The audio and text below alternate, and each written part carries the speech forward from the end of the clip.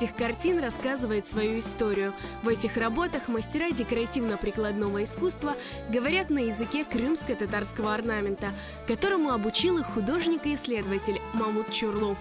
В библиотеке имени Франко открылась выставка творческого объединения «Чатырдах», посвященная 150-летию со дня рождения Александры Петровой, собирательницы крымско-татарского орнамента.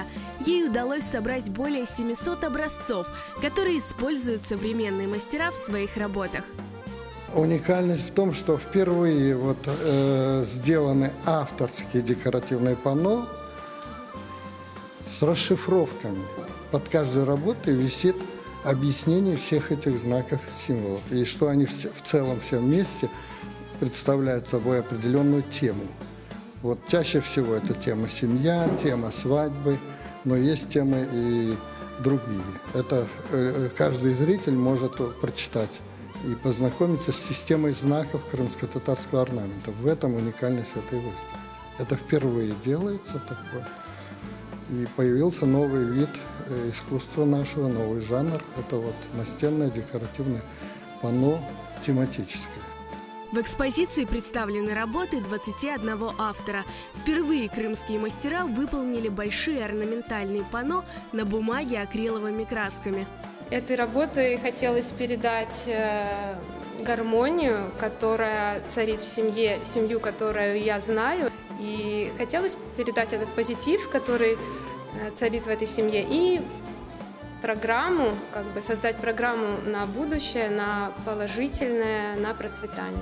В данном случае представлена моя работа, называется она «Достаток в семье». Здесь изображено дом.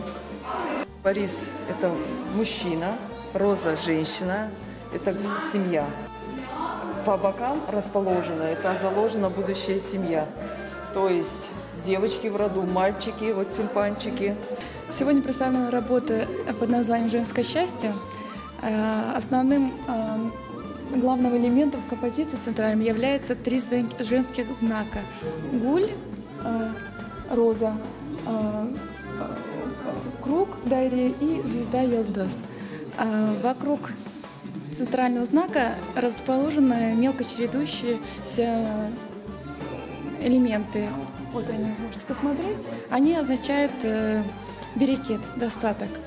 И внизу, в нижней части композиции, 2 знака берега, бибер, перцы, которые защищают женский образ.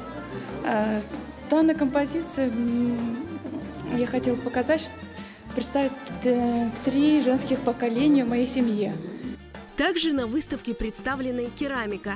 Один из авторов изделий из глины – известный керамист Эльдар Гусенов.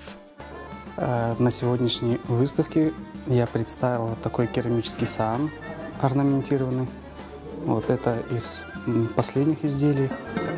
И кроме этого были представлены кулман, чайник и сервиз чайный. Здесь можно проследить такую традиционную форму.